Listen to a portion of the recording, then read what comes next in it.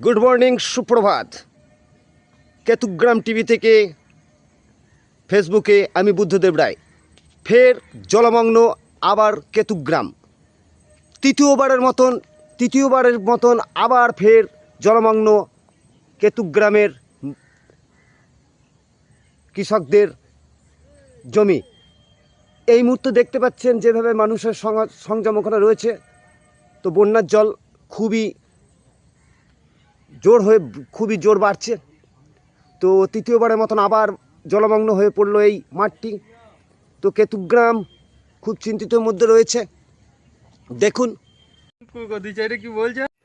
হঠাৎ করে বন্যার জল বেড়ে যাওয়ার জন্য এই পরিস্থিতি। তো বেশিরভাগই চাষি ভাই মানুষ আপন জমির ওপর দাঁড়িয়ে আছেন। তো দেখছেন তো জল যেভাবে বাড়ছে, সত্যি খুব বাড়ছে। তো এইভাবে যে জল বেড়ে যাবে হঠাৎ করে এক রাত্রে, এত জল বেড়ে গেছে, সত্যি মানে খুব চিন্তিত ব্যাপার। তো এই ধান পুরোপুরি নষ্ট হয়ে যাচ্ছে, কারণ তিনবার এরকম মাঠটা ডুবে গেল বন্যার জলে। দেখুন চাষি ভাইরা দাঁড়িয়ে আছে, আর কী করবে, করার কিছু নেই।